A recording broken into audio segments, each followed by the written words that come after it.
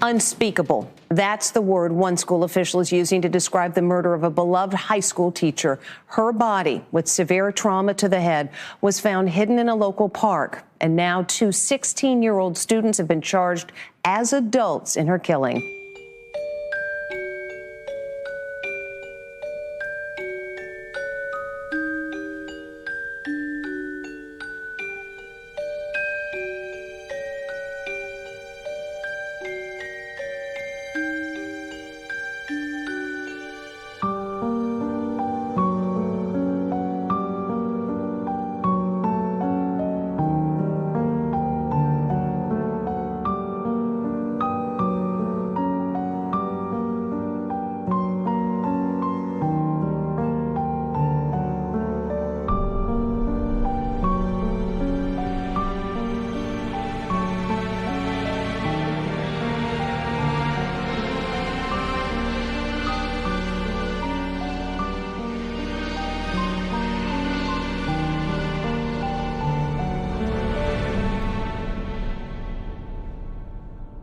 Hello everyone and welcome to our second episode of Killer Kids.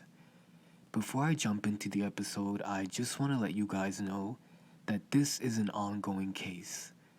New developments are happening every day, as well as all information has not yet been released. When everything becomes available and the case is finally closed and settled, I will definitely update you guys with all new information.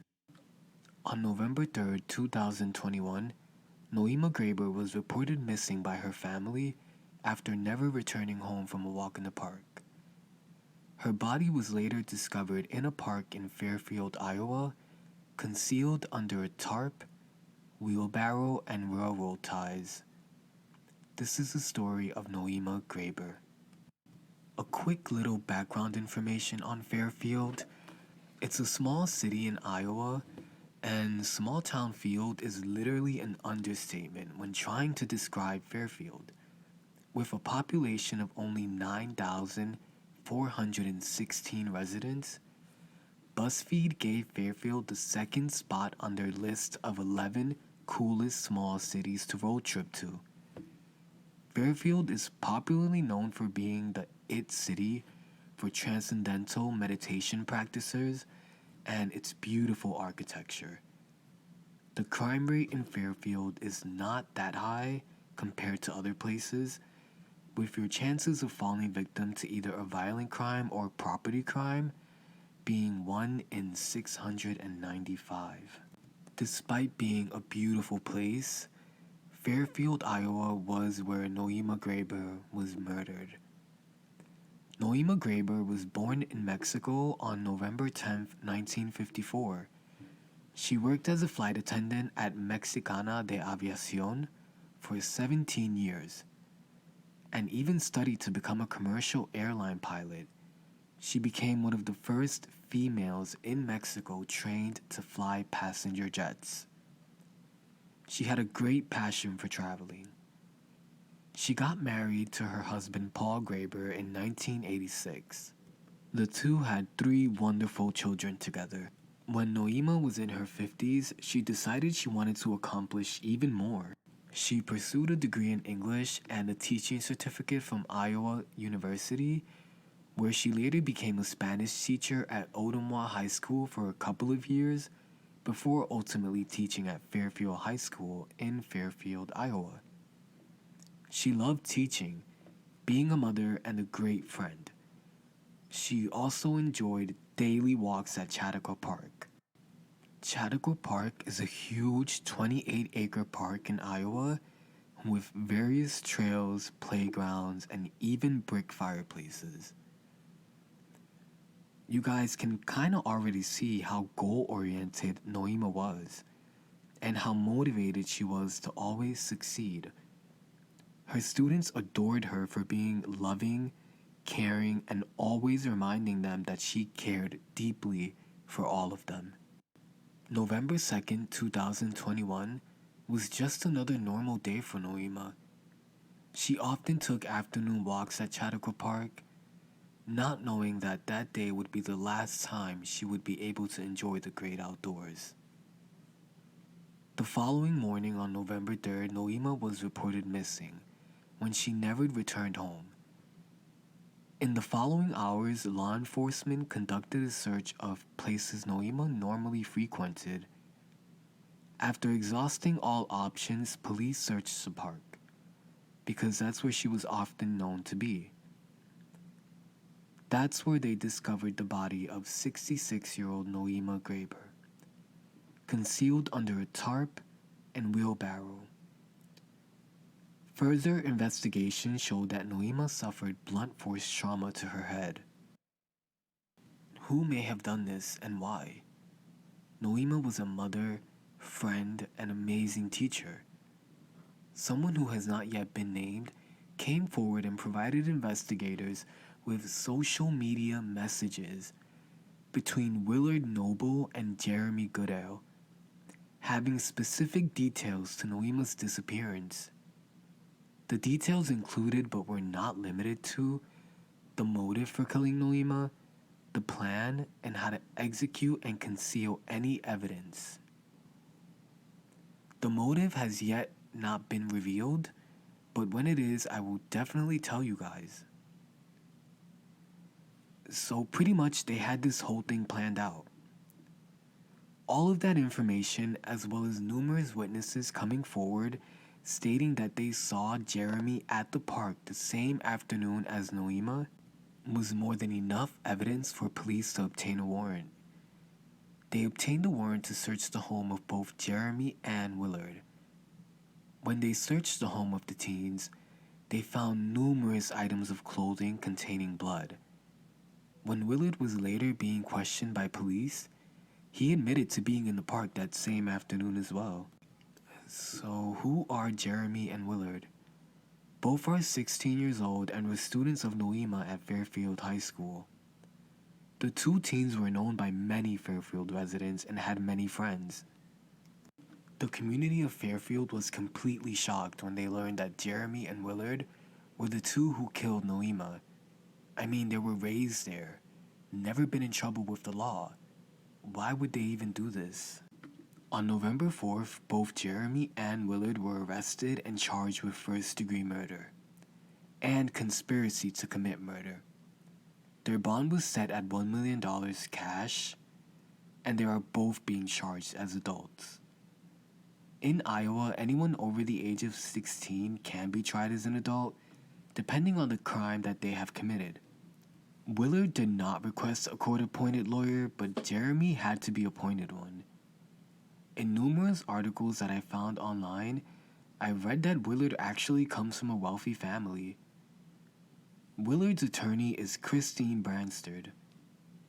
You may or may not recognize the name from A&E's television network show Accused, Guilty or Innocent that aired last year. She was part of Jason Carter's legal team. Jason Carter was charged for his mother's death back in 2017, but was then later acquitted in 2019. So I'm sure they're paying pretty good money for her. On November 23rd, both Willard and Jeremy had a bond hearing review where both their attorneys requested that their bond of $1 million be lowered. Here's some audio from that bond hearing. Today is the date and time set for bond review in this matter. Ms. Jensen, this is your motion. What record would you like to make at this time? Thank you, Your Honor. As the court is aware, bond is currently set in this matter at $1 million cash only. That amount, especially for a 16-year-old, is so excessive that it essentially amounts to pretrial detention without bond, even though my client is not applied for this. We're asking that the court substantially reduce that amount and place Mr. Goodell under any pretrial release conditions that the court would deem appropriate. If released, Mr. Goodell would abide by house arrest, GPS monitoring, daily reporting to the Department of Correctional Services. He would not have internet access. He would complete a mental health evaluation, any treatment that is recommended, or any other conditions that the court would deem appropriate. We understand that Mr. Goodell is charged with a very serious offense. We do not make light of that. We know that this court is going to greatly consider that when making its determination today. We're asking that the court also give weight to the additional factors for consideration of release. To that end, Judge, I would like to note for the court that my client was born and raised in Iowa. He's lived in Fairfield his entire life, and this is all that he's ever known. He has family here in Iowa. He lived with his father, adult sister, and young nephew. His father and sister are here today. He also has a sister who lives in Iowa City. He has no prior criminal history or adjudications. He reports never having any type of disciplinary action while at school. He was a full-time student. He has no prior employment history. He does not own a savings account. He had a checking account and reports that at the time of his arrest it had a few dollars in it. He personally has no money or financial resources to apply for his bond in this matter. He is indigent. There has already been a court finding to that effect. His family also has limited resources, Judge. His father works in construction. He's reported to our office that he can maybe post $10,000 if this bond will reduce to $100,000 of surety. My client understands the hardship that that would place on his father, though. He would absolutely appear at all court matters moving forward. My client does not have the means to be a flight risk. The passport that he obtained when he was a child has long expired. He doesn't even have a driver's license.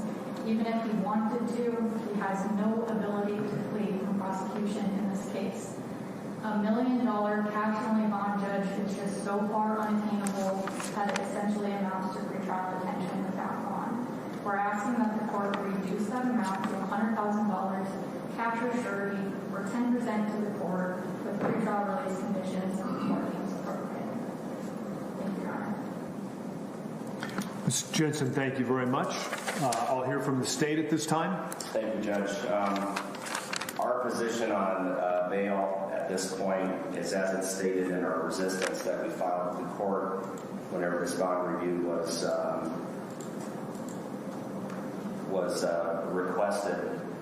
We would ask that bond either be maintained in its current amount or raised to an amount of $2 million. The reason for that is several factors. Number one, the investigation in this case has revealed that the defendant, along with the co-defendant, has engaged in an extremely brutal murder of an innocent person.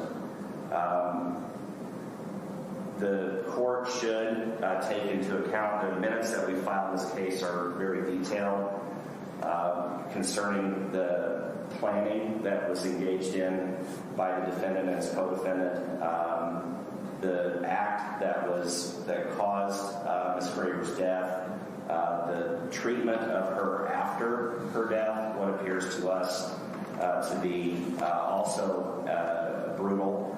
As you guys can hear in the audio, Jeremy's attorney, Nicole Jensen, states that the bond is too excessive, stating his resources are very limited. Quote, $1 million cash-only bond is just so far unattainable that it essentially amounts to pre-trial detention without bond, end quote. The prosecution, however, were not having that. They actually wanted the bond to be raised to $2 million due to the evidence in the social media messages and how planned Nohema's killing was. What I found very interesting was Nicole Jensen, Jeremy's attorney, stating that if he was released, he would be under extreme monitoring. But I'm not sure what he was under before, but it clearly wasn't enough to stop him and his friend from killing their Spanish teacher. On December 2nd, Judge Joel Yates denied the bond lowering, so the bond for both Willard and Jeremy remains at $1 million cash only.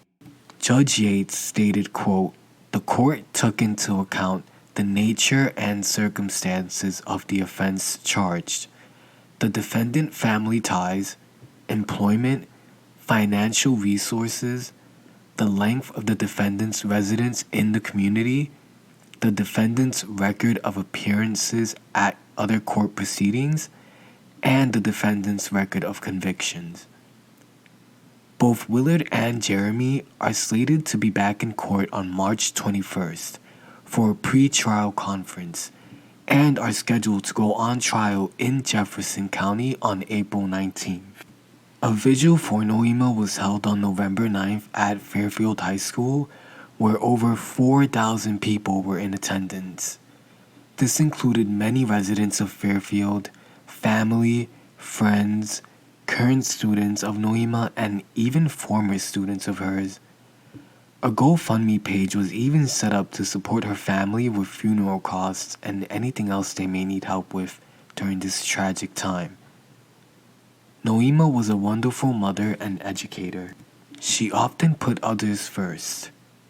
Before I wrap up this episode, I want to leave you guys with words from Nohema's vigil, where her son Christian read from her journal. My plan is very simple, and I think very powerful. My plan is to smile all the time. The reason is that I think that a smile is contagious.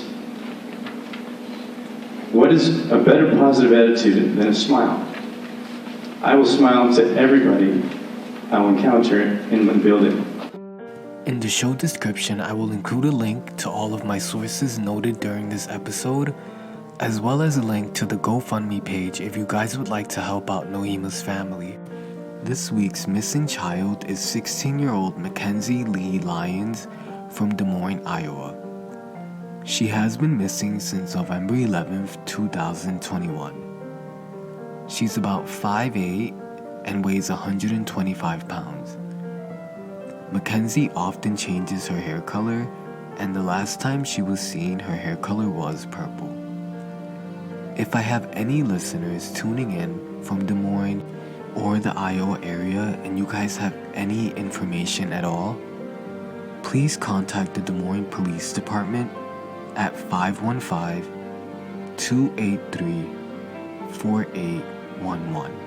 Don't forget to follow the show on Instagram and TikTok at Killer Kids Podcast, and that's Killer Kids with a Z. Thank you guys for tuning in.